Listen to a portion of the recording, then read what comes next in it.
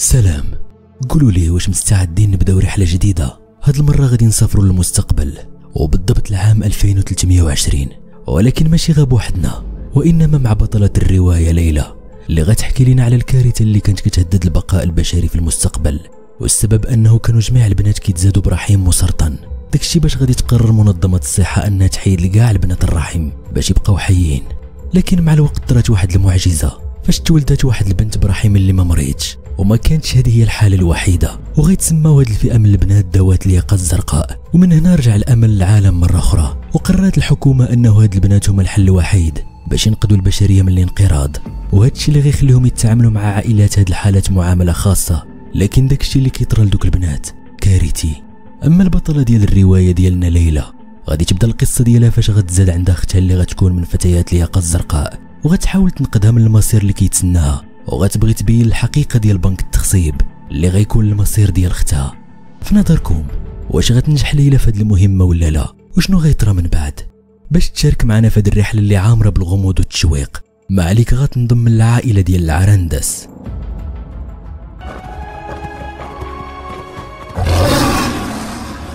العرندس، قناة القصص والروايات بالدارجة المغربية.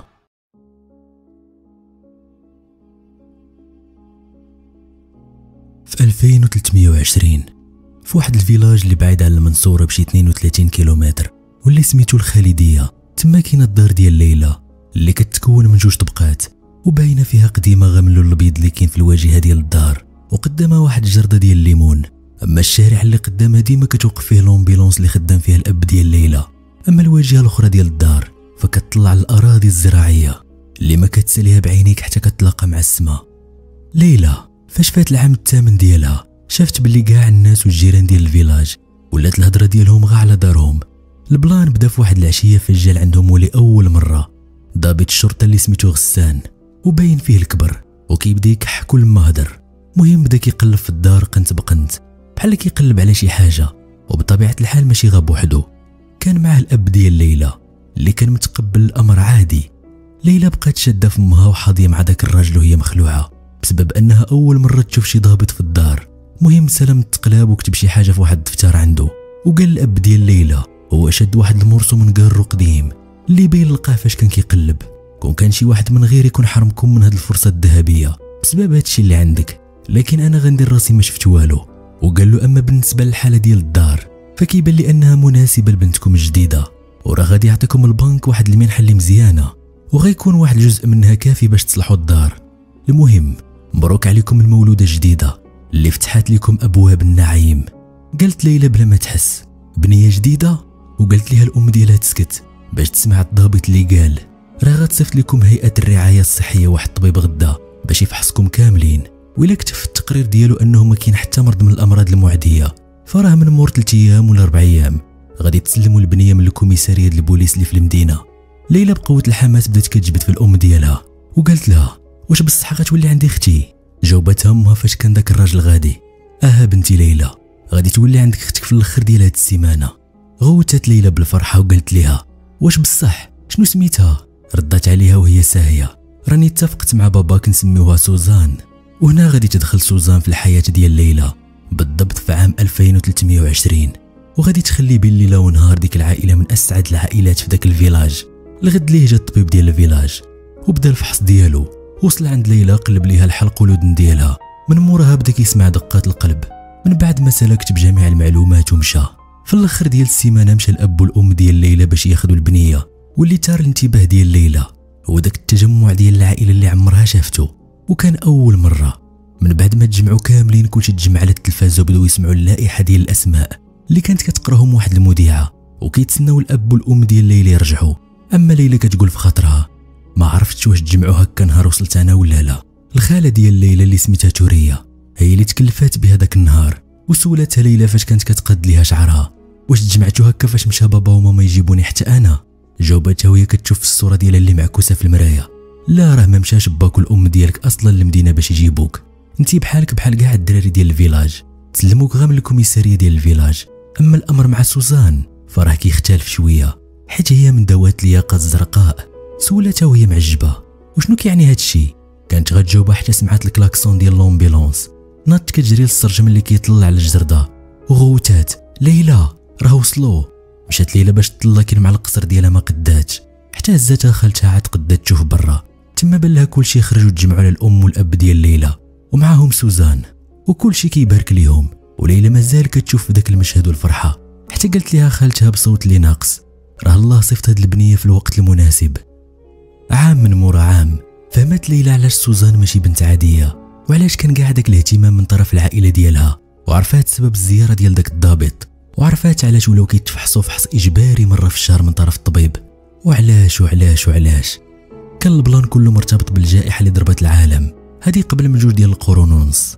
ليلى في العام الاخر ديالها في المدرسه الابتدائيه قال لهم السيد لبيب المعلم ديالها وهو كيشرح لهم الجائحه كانت سنه 2070 البدايه ديال كل شيء، وبالضبط في دوله افريقيا الوسطى فاش ماتوا كاع المولودات الاناث في مده شهرين على الولاده ديالهم. العالم في ذاك الوقت كاع ما تسوق ليهم، وبطبيعه الحال السبب هو انها فقيره، وكانوا كيظنوا ان البلان متعلقه بشي اوبئه واللي كانوا منتشرين في ذاك الوقت. لكن العالم اللي ما تسوقش لهذا الشيء فما غاديش يمنع من الكارثه اللي غادي تكتسح جميع الدول دوله بدوله، وفي ظرف عامين غادي يستولى هاد الوحش على كاع البنات اللي تزادوا. ما كتجي فين تولد البنت حتى كينتشروا الخلايا السرطانيه في الجسد ديالها بلا اي سبب، وما كتجي فين توصل شهرين حتى كيكون المصير ديالها هو الموت. حتى ان بزاف ديال العائلات في ديك الوقت بداو كيفضلوا الاجهاض فاش كيعرفوا باللي المولوده بنت. خدا الاستاذ واحد النفس وكمل. اكتشفوا العلماء من بعد ان البدايه ديال دوك الاورام كتكون في الجدار الخلفي ديال الرحم، ومع هذا الاكتشاف ديال المختبرات الكبرى واللي لقى داك الخلل الجيني اللي في شكل وان كاع البنات المصابات كيتزادوا به، وتبين من بعد انه عنده علاقه كبيره بداك السرطان المميت. وكان هذا الاستكشاف هو النقطه ديال الضوء في هذا النفق اللي مظلم واللي هدد البقاء البشري. وهذا الشيء واخا ما تعرفش السبب الحقيقي ديال الخلل الى يومنا هذا. شحال هذه تطرحات شي احتمالات ونظريات كتفترض ان البلان عنده علاقه بالطاقه النوويه والتعديلات الجينيه ديال المحاصيل الزراعيه، لكن من بعد تبين ان كاع دوك النظريات غتخربيق من بعد ما منعت شي دول ديك الطاقه لسنين طويله، لكن حتى حاجه ما تبدلات. من موراها جبد الاستاذ لبيب الداتا شو ودار لهم واحد التسجيل اللي كيرجع لعام 2072. كان فيه واحد المؤتمر في قاعه اللي كبيره بزاف، وكانوا فيه ناس من جنسيات مختلفه كل واحد فيهم داير كيت ديال الترجمه. وقال لهم فاش بانت واحد السيده اللي تكون في الخمسينيات من عمرها، هذه مارتا سكوت رئيسة منظمة الصحة العالمية في ذاك الوقت. موراها سكت باش يسمعوا الخطاب ديالها اللي كان مترجم للغة العربية. السيدات والسادة، أود أولا أن أقدم تعازي إلى من فقدوا أطفالهم خلال المدة السابقة في شتى بقاع الأرض. موراها خدات واحد النفس وقالت بلا ما تشوف الوراق اللي قدامها: تحدثت وسائل الإعلام في الأسابيع الماضية عن اكتشافنا الخلل الجيني المستجد المصاحب للجائحة الجديدة. نعم، إنني أؤكد للجميع اكتشافنا ذلك الأمر، لكن في الوقت ذاته أؤكد أن مختبراتنا لم تجد بعد سببا واضحا لوجود ذلك الخلل كما ادعت بعض المنصات الإعلامية. لحسن الحظ أجمعت البحوث التي وصلت إلينا من أكثر من 300 جامعة ومعهد بحثي من مختلف أنحاء العالم على نجاة المولودات بعد استئصال أرحامهن خلال 3 أيام من الولادة لا أكثر. نعم، ندرك أن ذلك ليس حلا جذريا، ولكننا نرى أنه حل مؤقت لإيقاف نزيف الوفيات الذي أصابنا في العامين السابقين.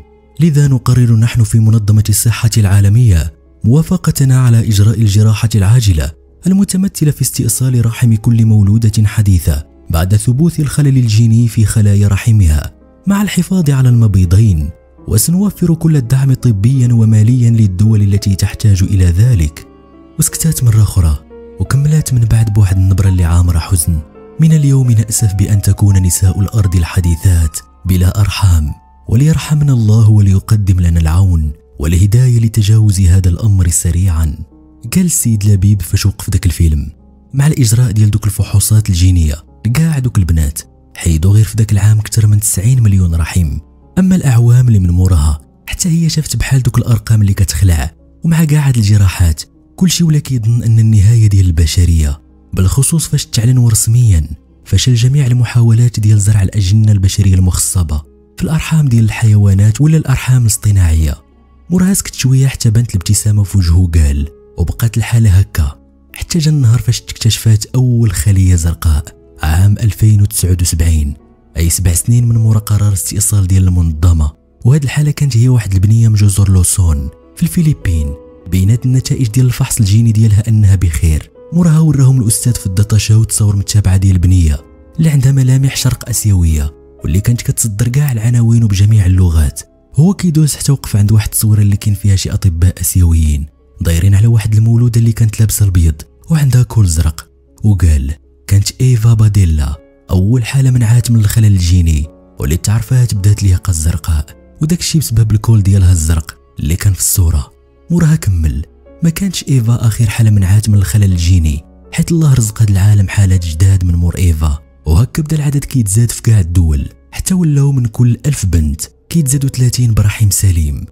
قال الاستاذ لبيب هو كيوريهم شي بنات لابسين البيض وكل زرق، تسماو هاد الناجيات عالميا بدوات الياقه الزرقاء اولا الخلايا الزرقاء تيمنا بايفا. ولاو هاد البنات هما اللي مسؤولين على البقاء البشري حتى يبان شي حل اخر. وعندنا في الفيلاج ديالنا 3 منهم وبقى وحده اللي كتعيش بيناتنا.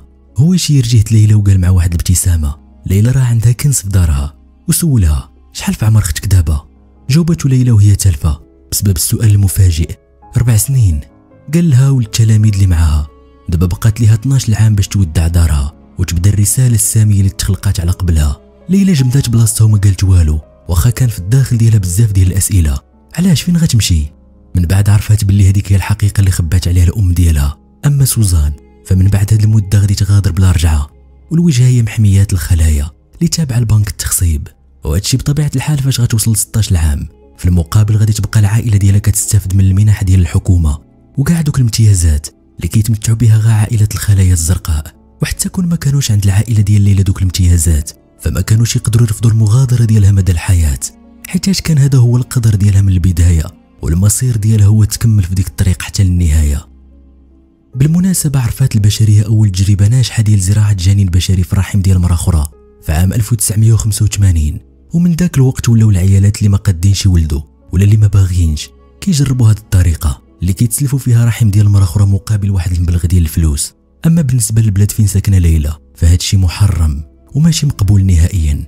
ولكن مع الحاله والوضع اللي وصلوا العالم بسبب الرحم اللي ولا كيتحيد للبنات، فولا هذا هو الحل الوحيد اللي عند جميع دول العالم باش يبقى الناس ديال المواطنين ديالها متواصل. وكان من الضروري عليهم يوقعوا اتفاقيه الخلايا الزرقاء، ومن ذاك الوقت ما بقاتش ارحام الخلايا الزرقاء ديالهم بل ولات ملك للدوله. وهكا بدا كيتغير الشكل ديال العالم شويه بشويه حتى وصل للحاله اللي عليها دابا. اما العصور القديمه ما كانتش كتعرف مثلا وزاره الانجاب، لكن دابا هاد الوزاره هي المهمه في الحكومه، خاصه انها هي المسؤوله على بنوك التخصيب اللي كتنظم مواعيد تسليم المواليد لكاع الناس المزوجين. وتخيل انه في كل 1000 بنت 30 منهم هما اللي كيحتضنوا دوك الاجنه، اما البقيه ومنهم ليلى فخاصهم يديروا جوج ديال العمليات على الاقل في الحياه ديالهم. الاولى في مده 3 ايام من الولاده، الهدف منها يحيدوا لهم الرحم. اما الثانيه كتكون من بعد البلوغ، فيها كيحيدوا لهم البويضات، وهنا كيجي الدور على بنك التخصيب باش يحافظ عليهم مجمدين. ونفس العمليه كدار مع الرجال، ومن موراها كيتحدد لدوك الازواج الوقت اللي يقدروا ياخذوا فيه المولود ديالهم من الكوميساريه اللي قريبه لهم. وهذا الشيء من بعد ما كيتفاعل لهم واحد الكرونو اللي خاص بهم. هذا الكرونو هو واحد الجهاز ديال الزاج قد اليد اللي كيتكونيكطاسون فيه مع نظام البنك الرقمي. ما كيجي فين يوصل الولد ولا البنت 16 عام حتى كيوصل لهم داك الكرونو في البريد، وداك الكرونو في الشاشه ديالو مقسم على 4 الخانات: السنوات والايام والساعات والدقائق اللي غيتسناها مول الكرونو قبل ما يتسلم المولود من الكوميساريه. اما الحساب كيبدا مباشره من النهار فاش كيتوثق فيه عقد الزواج، وما حد داك الكرونو ما وصلش للصفر فما كتمش عمليه تخصيب الطفل المنتظر. ولا داك الجهاز من نهار تخترع هو اللي كينظم الوقت الحقيقي للولاده. وماشي غير هاد الشيء، بل ولات الحكومات كتستعملو كقوه باش تسيطر على المواطنين ديالها، وخرجات بعض العقوبات ديال الزياده في مده الانتظار. مثلا في العصر الحالي متوسط مده الانتظار بالنسبه لجوج ديال الاطفال اللي مسموح بهم هو 8 سنين، لكن يمكن تفاجئ ان ديك المده تزاد شي شهور اخرين الا درتي شي مخالفات ديال السوقان ولا ما مشيتيش تبرع بالدم من بعد 4 شهور، حيت هنا التبرع اجباري ولا تعطل باش تخلص شي ضريبه. ويمكن يوصل بلان الزياده لسنين، وشاف القاضي انه خاصو يتعاقب بالزياده في المده ديال الانتظار. وبعض الحالات كتوصل القضيه للحرمان، وهنا كيتجمد داك الكرونو مدى الحياه. فاش كيتوثق الزواج هنا بنك التخصيب كيعتمد لمده طويله، اما تكون ديال المراه ولا الراجل، وهادشي اللي ولا كيخلي كل واحد قبل الزواج يشوف الكرونو ديال الاخر والمده اللي عنده. لهذا السبب بزاف ديال العلاقات فشلوا. هنا كلشي متساوي، ما حدك ما كنتيش لاباس عليك باش يمكن لك تشري فرصه ديال الانجاب من شي حد، خاصه ان البنك يسمح بهذه العمليات السريه بلا اي تدخل منه ما حد البائع قرر يفرط في ديك الفرصه. ولا في الحاله الثانيه من غير انك تكون لاباس عليك، هو انك تكون مقرب بزاف ولا كتربطك علاقه القرابه مع الخليه الزرقاء اي من العائله القريبه ديالها. قالت العمه ديال ليلى فاش كانوا كيتعشاو باللي في الزياره الاولى ديالها من بعد ما وصلت سوزان ب5 ايام انها مشات للبنك، دوات لهم على الرغبه ديالها في طفل واحد اخر، وتعامل معها الموظف بكل احترام وطلب منها غير البطاقه ديال الهويه اللي كتثبت باللي هي العمه ديال سوزان. موراها جبدات داك الكرونو ديالها وقالت وهي فرحانه راه طلق واحد الصونيط هاد الصباح وعطانا 3 سنين باش نسلموا الطفل الاستثنائي ديالنا. وقالت بواحد الصوت ديال التمني ما كرهتش يكون المولود الجاي بنت، ومن دوات ليها قا الزرقاء ديك الساعه غنطلب 2 ولاد اخرين وغنستافد من التامين الصحي للعائله ديالي فابور مدى الحياه. ضحك الاب ديال ليلى وقال لها ديك الساعه كيبان لي ان الحكومه غادي تخضع العائله ديالنا كامله.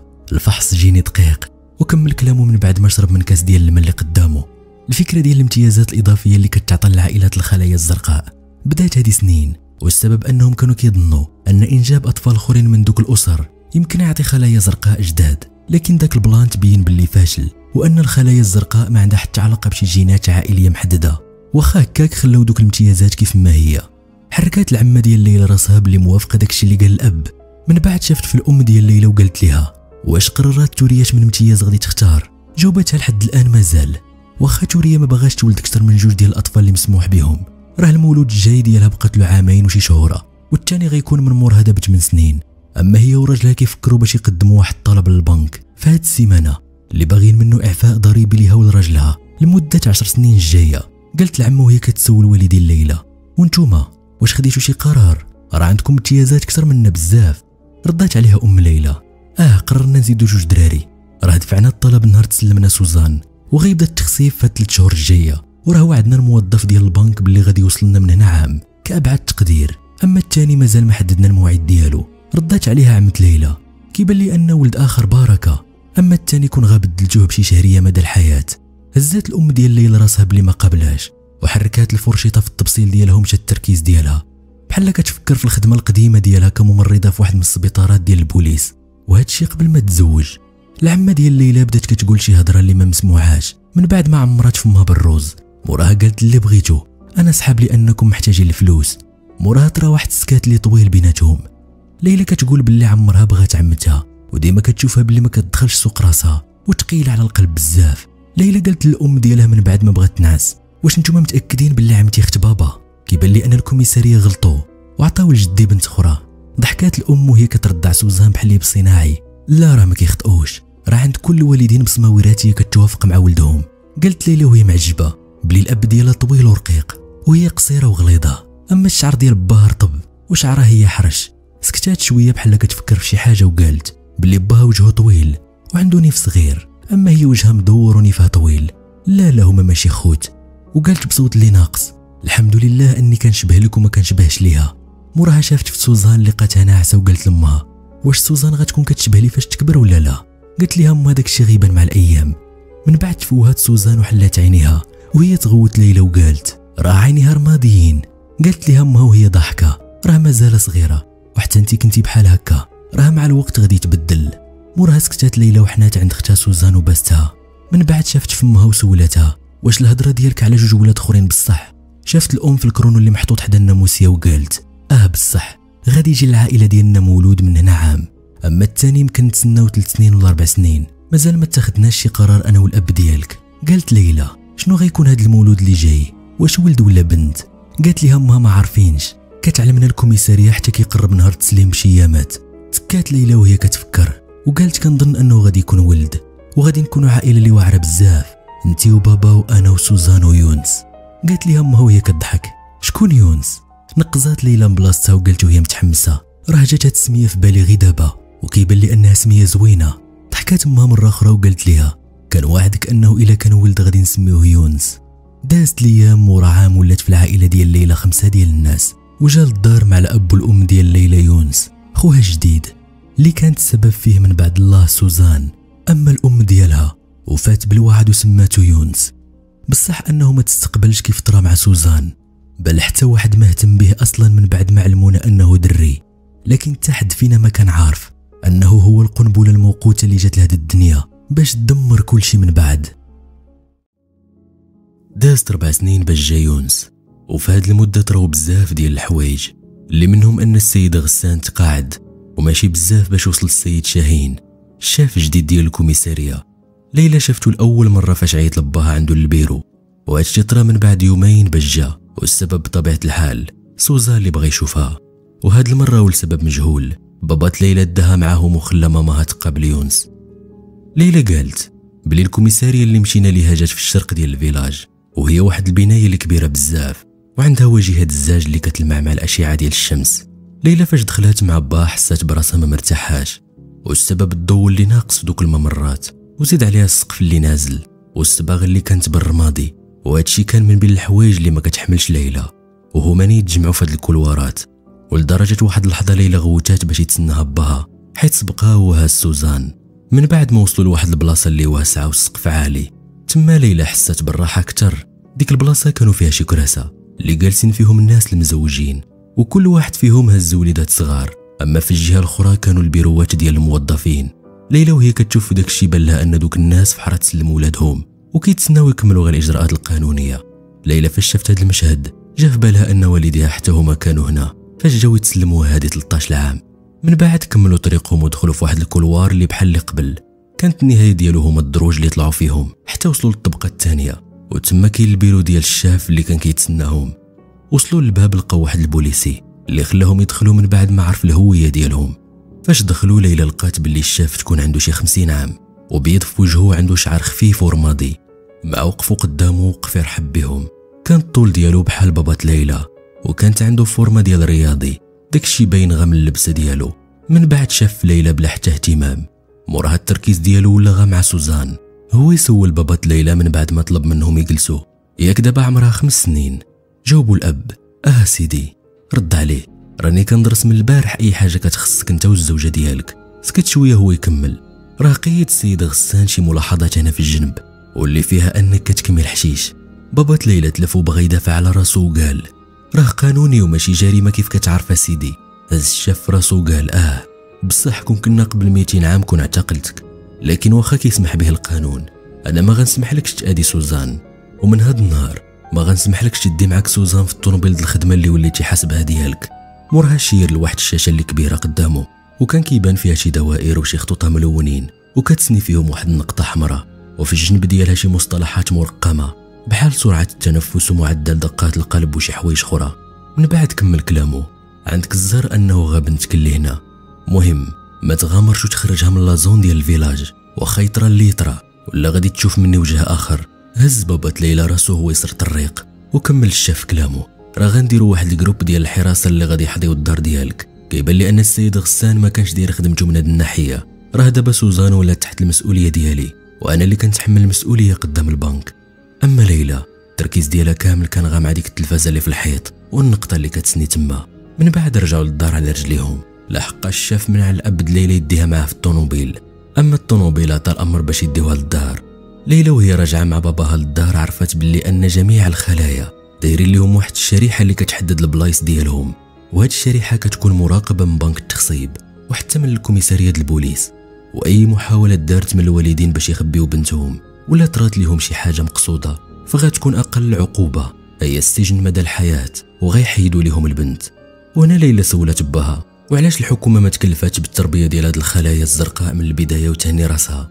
جاوبها كاين واحد البند في اتفاقيه الخلايا الزرقاء العالميه اللي جا فيه انه من الضروري هاد البنات يعيشوا مع العائلات ديالهم، وفي نفس الوقت كتوفر منظمه الانجاب العالميه واحد الدعم مالي وطبي للدول اللي ملتزمه بداكشي اللي جا في هاد الاتفاقيه.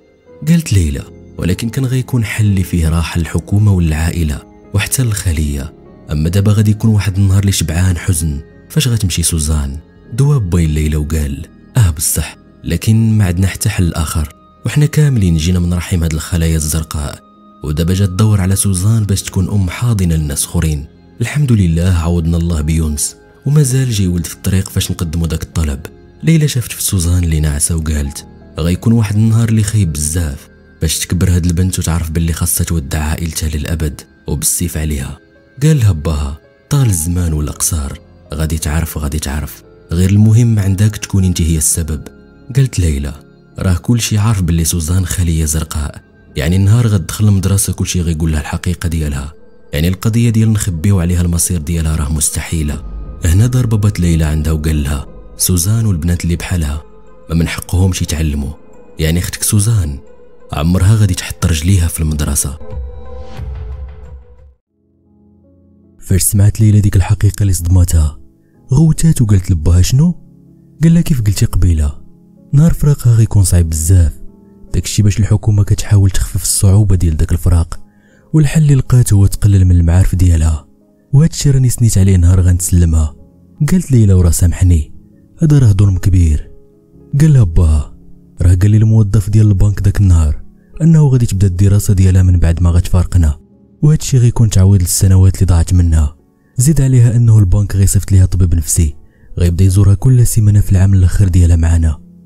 قالت ليلى وهي كاعيه خاصهم يصيفطوا طبيب حتى لينا حنا.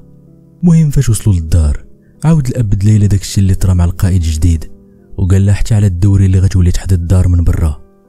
قالت تما وهي كتاخد سوزان بين يديه اذا داكشي اللي قالوا عليه الناس صحيح، هاد السيد انتقل للفيلاج ديالنا عقابا ليه من بعد ما ماتت واحد الخليه في البلاصه اللي كان فيها، داكشي باش جا عندنا بهاد الصرامه كامله. هز الاب ديال ليلى راسو باللي موافق بلا ما يدوي، وما جبتش الهضره ديال الحشيش اللي قالو القائد، وحتى ليلى ما قالت والو واخا غتندم بزاف على سكاتها من بعد. ليلى قالت بلي المره الثانيه اللي شافت فيها السيد شاهين من قريب كانت في دارهم من بعد 3 سنين على اللقاء الاول، وليلى هنا ولات عندها 16 عام ولات من الناس اللي عندهم الكرونوات. فاش كانت ليلى كتشوف في الشاشه ديال الكرونو ديالها شي تصاور ديال الخلايا اللي التحقوا بالمحميات مؤخرا، جا يونس وطير ليها الكرونو من يديها، هرب كيجري لبرا مع سوزان اللي كانت ما كتفارقش عليه، والغرض ديالو هو تتبعوا ليلى كيف ديما من نهار جا داك الكرونو. لكن ديك المره زلقات رجل سوزان وضربات راسها مع القنته ديال الطبله، طاحت وفقدت الوعي في البلاصه والدم غير نازل. ديك اللحظه ليلى جمدات بلاصتها، لكن يونس بدا كيغوت للام ديالو كيحاول يفيق سوزان اللي غارقه في دمايتها. داك النهار دارت الام د ليلى 4 الغرزات لسوزان بلا ما عيطات للطبيب. سولتها ليلى فاش كانت كدير الفاصمه لسوزان واش هادشي اللي طرا غادي تسبب في زياده الشهوره في الكرونو ديالي؟ قالت ليها ما هادشي ما عندك حتى داخل فيه، السبب هو يونس. اما يونس كان جالس على ركابه وشاد في يد اختو سوزان اللي فاقت، كيشوف غير في راسو وما مسوقش لكلام الام ديالو.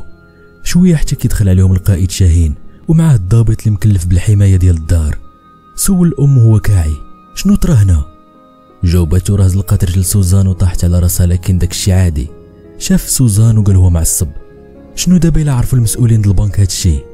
نط الام د ليلى وقالت فاش حيدات الليقات الطبيه سيدي راه عندها غير 8 سنين ومازال صغيره، الا بغيتي ما يطرى ليها والو خاصك تربطها ولا نبنجوها باش ما تبقاش تتحرك. سكت القائد حتى قال من بعد ما برد راه شفت معدلات التنفس تزادوا حتى ضربات القلب على غفله، وتلقات ديك التلفازه صافره الانذار. تما عرفت ان شي كارثه طرات. كمل هو كيقلب في الراس د سوزان غادي نعيط للطبيب د الفيلاج دابا. ردات عليه ام ليلى بلا ما تعذب راسك، راني نقيت الجرحه وخيتها وغادي نحضيها الليل كامل، الا بانت لي شي حاجه خطيره غنعيط للطبيب، راني كنت ممرضه من قبل وبحال هاد الحالات ولفتهم. قال لها لا غيجي الطبيب باش يحضيها هاد الليله، خاصو يكتب تقرير البنك التخصيب المركزي حيت ضروري غتكون صافره الانذار تلقات عندهم. قالت ليه ام ليلى اللي بغيتي. ليلى كانت حاضيه مع امها خايفه تجبد الهضره على الكرونو ولا حتى على يونس، لكن في الاخير ما طرا والو من هاد الشيء. اما يونس حتى حاجه ما همه من غير سوزان اللي باغيه تولي بخير في اقرب وقت. ديك الليله بقى في جنبها مع الطبيب، دازت ليلى بالليل محدا البيت فين كاينين، بقاتو متكي جنبها ومعنقها، اما الطبيب جالس على الكرسي وكيقرا شي كتاب. من بعد ما داز نهار على ديك الحادثه ليلى سمعت باها تيقول لامها بلي تسرعوا فاش ولدوا يونس، ما كانوش ضاربين الحساب انهم غيكونوا قراب لهاد الدرجه، وباللي يونس غيكون اكثر واحد غيتالم من هاد الفراق من بعد 8 سنين. ام ليلى ما قالت والو، يمكن حركت راسها باللي موافقه داكشي اللي قال. ليلى قالت بلي الاب ديالها كان عنده الصح، حيت من نهار بداو كيتمشاو ولاو بحال التوام ما كيتفارقوش، واخا الام ديالها كتحاول تفرقهم لكن والو، حتى من الملامح ديالهم كيتشابهوا كل ما زادوا كبروا. البلان اللي فاجئ ليلى من بعد هو ان يونس فاش دخل المدرسه ولا كيقري سوزان، لكن اللي صدمها اكثر هو ان سوزان ولات كتنطق كلمات في شهور اللي قلال، وهذا الشيء اللي غادي يقلق الاب ديالها فاش يعرف البلان. قالت ليلى انها كتعذر باها من بعد ما عرفت انه كاين واحد الامتحان على غفله يقدر يطرى لسوزان في اي وقت، وإلا لقاو ان سوزان كتعرف تقرا غتكون النتيجه هي العقوبه ديالو بسبب الخرق البنود تربيه الخلايا الزرقاء. داكشي باش حاولوا كاملين يبعدوا يونس على سوزان، لكن كاع المحاولات فشلات بسبب انه كان كل مره كيدير حيله في شكل باش يقراو بجوج. مع الوقت داك البلان ولا كيعجب ليلى، وحتى الام ديالها بدا كيجي هذاك الشيء عادي. وباش ما يطيحوش في شي مشكل، ليلى سمعت ما قالت لباها بلي غتعلم سوزان كيفاش تقول بلي ما كتعرفش تقرا الا جا شي حد على غفله وسولها. فاش ولات عند يونس 9 سنين عرف الحقيقه ديال سوزان. داك النهار دخل للدار كيسولو غير كيبكي، وفاش اكد له باه بلي داكشي اللي عرف بصح غوت هو كيبكي بجد. لا هادشي ما غيطراش. ديك الساعه قرب اب ليلى يشرح ليه كلشي على الخلايا الزرقاء والدور ديالهم في البقاء البشري، لكن واخا داكشي كامل ما قنعوش. هنا قال له على العقوبات اللي غتفرض عليهم الا ما مشاتش سوزان في الوقت اللي محددين.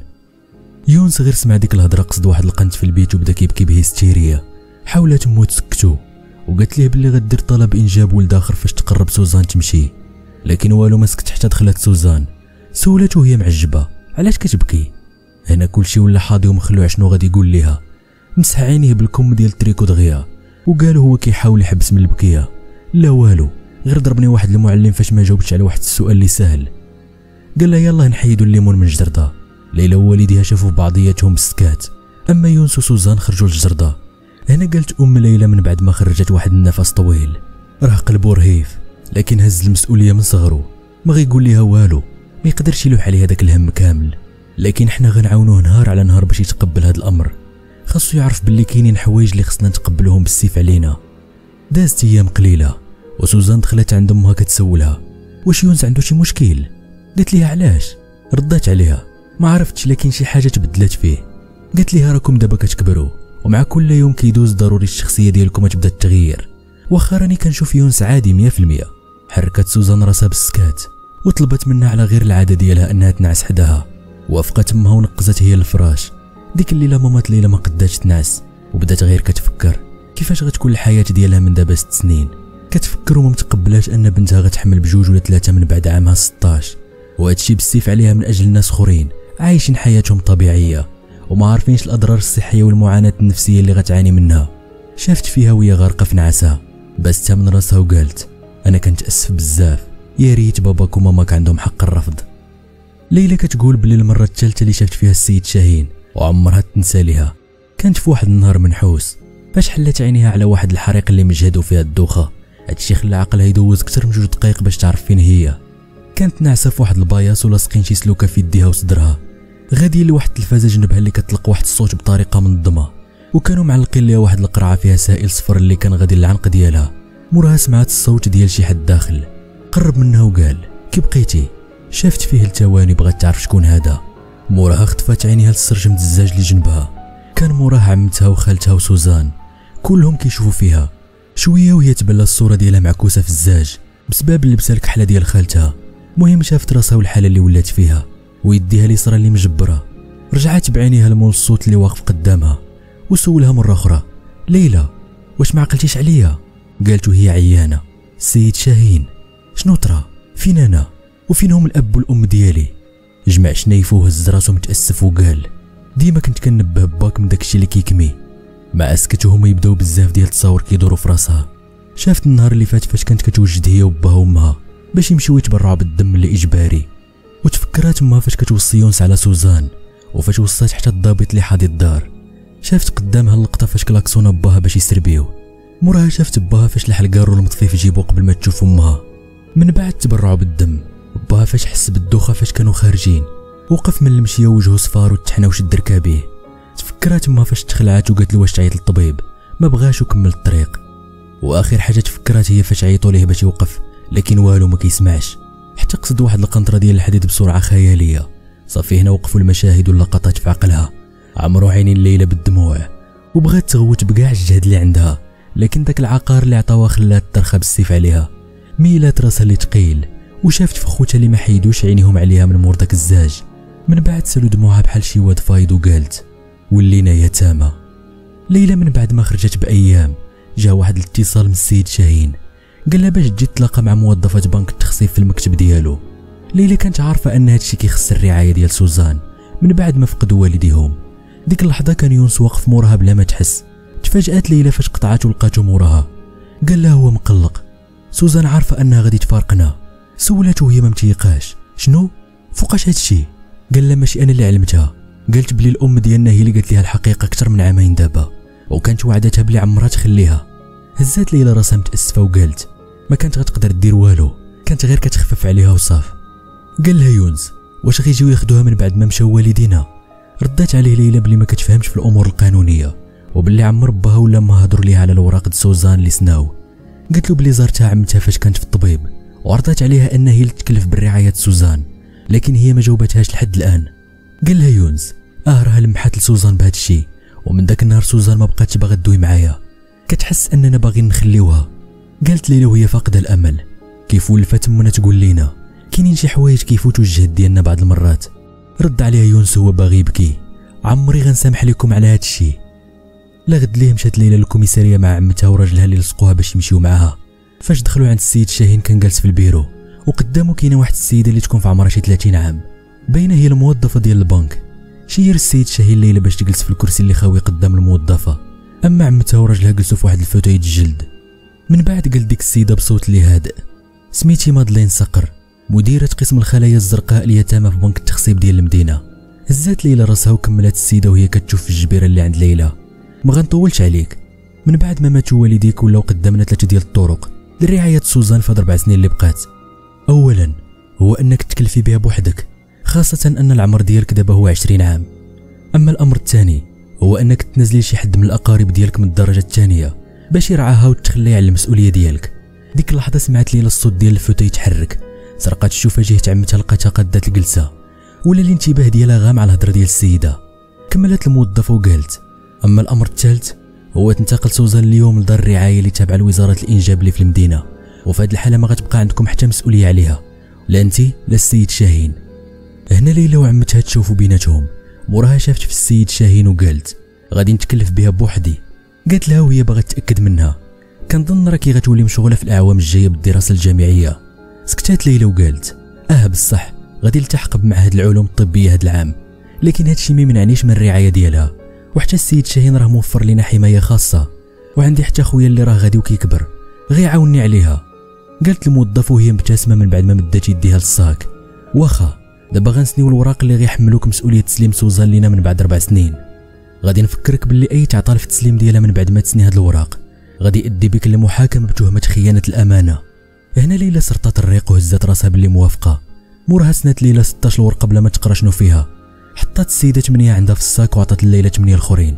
من بعد قالت وهي مبتسمه: دابا غادي تعطاك بعض الامتيازات الاضافيه، داك الولد اللي ما استفدوش منه والديك ولا امتياز ليك من دابا.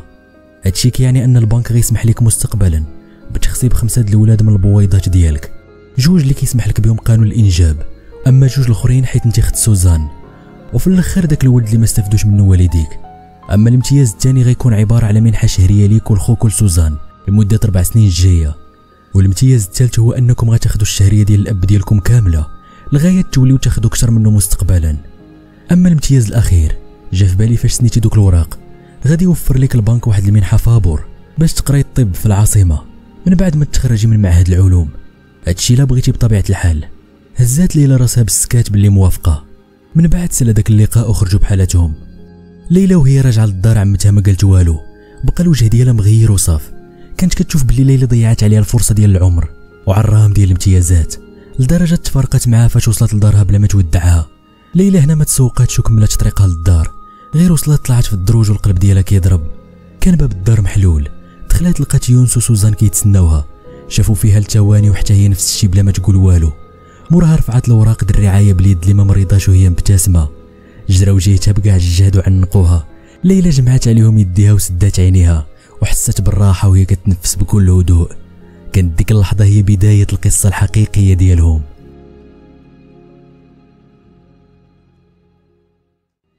إلا وصلتي معنا حتى لهنا فأكيد أن البلان عجبك، لهذا ما تنساش تخلي واحد التعليق وواحد الإعجاب وتشترك معنا في القناة باش يوصلك أي جديد. تهلاو.